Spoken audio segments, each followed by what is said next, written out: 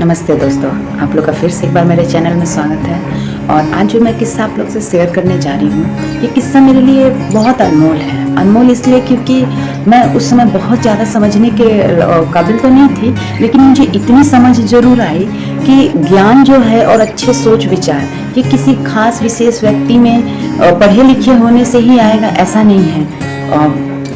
एक अनपढ़ जो अपना नाम तक लिखना नहीं जानती थी, उन्होंने एक ऐसी बात कही जो मुझे लगा कि मैं आप लोग को शेयर करूं।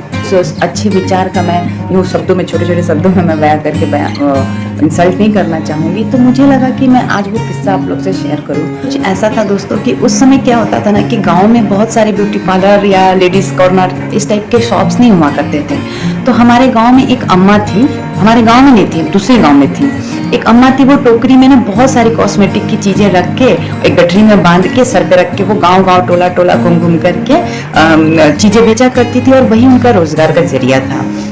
तो उन अम्मा को हम लोग इसलिए पहचानते थे क्योंकि वो हमारे घर भी हर साल आती थी, उन्हें मालूम था और हमारे घर के बड़े बोल चुके थे कि आपको आना है, या शादी वगैरह जब तय हो जाता था ना हमें खबर पहुंचा देते थे कि भाई आपको आना है, शादी है, इस तरह से। तो वो आती थी क्यों, और आती थी तो माँ, दीदी, चाची, भाभी, ये लोग सब कोई ना चूड़ी वगैरह श्रृंगार के सामान सब लेते थे और हम लोग भी पूरा घेरा बना करके बैठ जाते थे। बच्चे भी पहचानते थे तो क्या लाई है, पोट्री मतलब खुलेगा, क्या निकलेगा, अपनी अपनी बड़ी एक्साइटमेंट रहता था।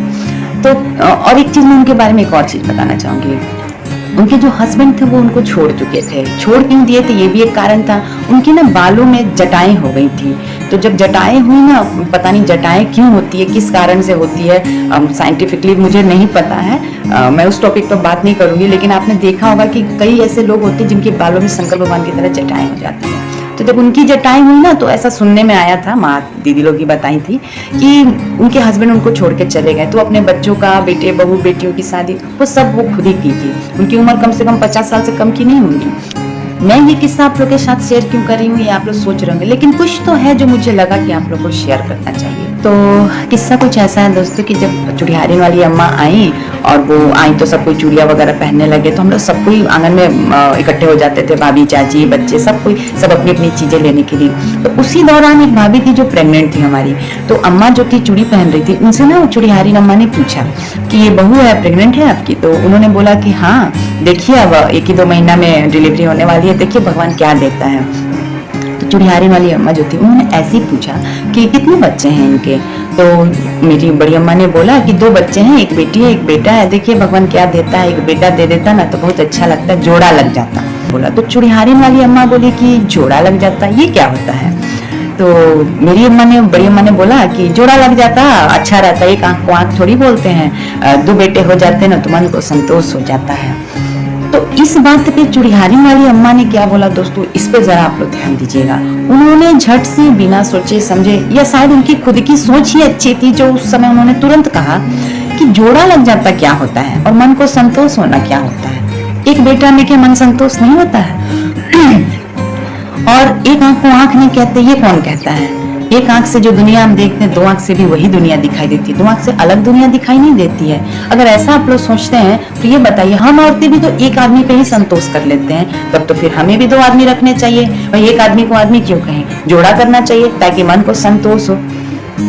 मैं ये सारी बातें उस समय सुन रही थी, और भी लोग सुन रहे थे, ऐसा नहीं कि मैं अकेली सुन रही थी। लेकिन मैं आपको बता नहीं सकती दोस्तों कि ये बात मेरे दिल में इस कदर छू गई कि ये जो अम्मा है, जो शायद अपना नाम लिखना नहीं जानती होंगी, कुछ नहीं पढ़ी होंगी ये, पर इनकी सोच इतनी अच्छी, और ऐसी सोच एक पढ़े लिखे लोगों में भी नजर नहीं आती है। मैं ऐसे कई पढ़े लिखे जाहिल गंवारों को देखी हूँ आसपास ही, कहीं दूर जाने की जरूरत नहीं है। आप खुद भी देखे होंगे, मैं सच बताऊं तो, कि वो बहुत ही मनगढ़ंत विचारों से लड़ते रहते हैं। जैसा कि मेरी बड़ी अम्मा ने कहा कि एक आंख को आंख नहीं कहते हैं, वैसे एक बेटा को बेटा नहीं कहते, 2 होना चाहिए, जोड़ा होना चाहिए। उन्होंने जो अपनी प्रतिक्रिया उस समय जो जताई, या सच में उन पे शंकर भगवान का ही आशीर्वाद था, जो उनकी सोच इतनी अच्छी थी।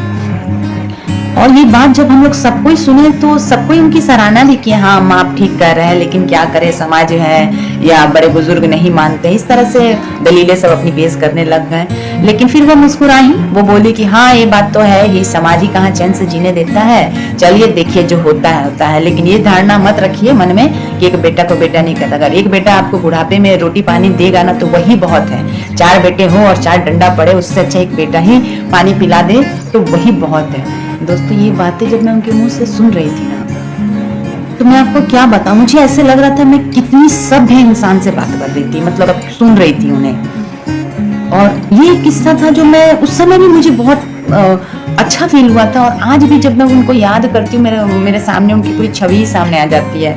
किस तरह से वो जटाएं, वो उनकी मोटापा और बूढ़ी सी उम्र, छोटा सा कद, लेकिन सोच उनका मैं क्या बोलूं, शायद कैलाश पर्वत तक की सोच वो रखती थी। इतनी ऊंची सोच एक पढ़े लिखे लोगों में अक्सर देखने को नहीं मिलती है दोस्तों। तो बस उनको एक टक देखती ही रह गई।